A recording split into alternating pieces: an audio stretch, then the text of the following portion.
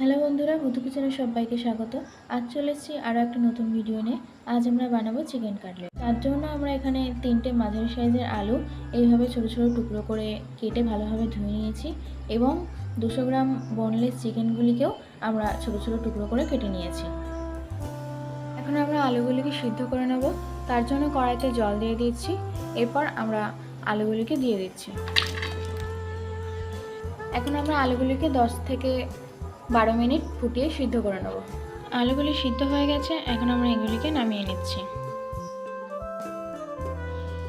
এরপর সামান্য ঠান্ডা করে নিয়ে আমরা আলুগুলিকে ম্যাশ করে নিচ্ছি।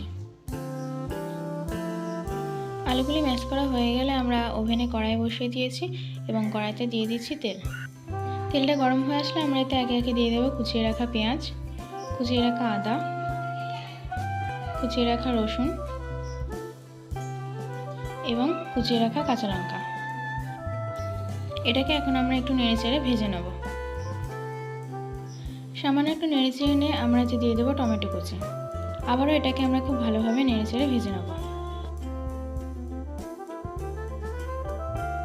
টমেটোটাকে একটু নেড়েচেড়ে নিয়ে আমরা ছোট টুকরো করে রাখা বোনলেস চিকেনগুলি দিয়ে দেবো। এখন আমরা এতে দিয়ে দেবো জিরে গুঁড়ো, ধনে গুঁড়ো, শুকনো লঙ্কার গুঁড়ো, পরিমাণ মতো লবণ এবং পরিমাণ মতো হলুদ। এরপর এটাকে খুব ভালোভাবে আমরা ভেজে নেব। ভালো করে ভেজে নেওয়ার পর আমরা এতে দিয়ে দেবো ম্যাশ করে রাখা আলু।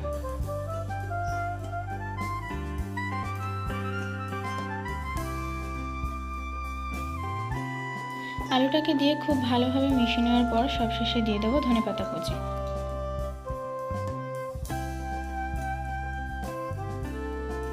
কাটলেটের আলুটা রেডি। এখন আমরা আলুটিকে তুলে নিচ্ছি।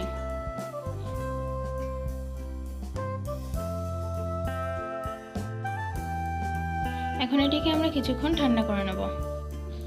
ঠান্ডা করে নেওয়ার পর এখন আমরা এটিকে কাটলেটের শেপ দিয়ে নেব।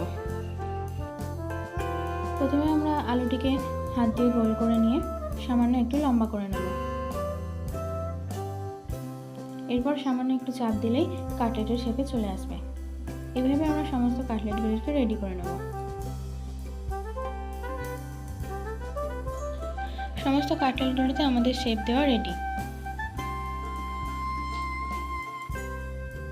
এরপর একটা বাটিতে আমরা 2টি ডিম ভেঙে নিয়েছি। ডিমগুলিতে এখন সামান্য একটু লবণ দিয়ে খুব ভালোভাবে ফেটিয়ে নেব।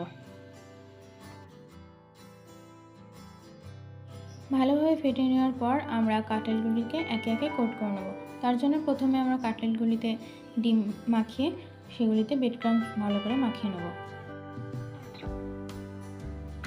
আবারও একবার এটাতে ডিম মাখিয়ে নেব। তারপর আবারও একবার ভালোভাবে ব্রেড ক্রাম্বসটা লাগিয়ে নেব। এইভাবে আমরা সমস্ত কাটলেটগুলিকে ডবল কোট করে নেব। সমস্ত কাটলেটগুলিতে আমরা কোট করে নিয়েছি। এখন আমরা কাটলেটগুলিকে একে একে ভেজে নেব।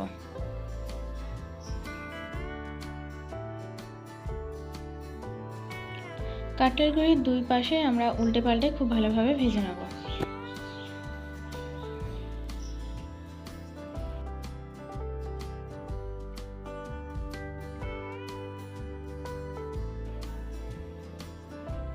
কাটলেটগুলি ভাজা হয়ে গেছে, এখন আমরা এগুলিকে তুলে নিচ্ছি।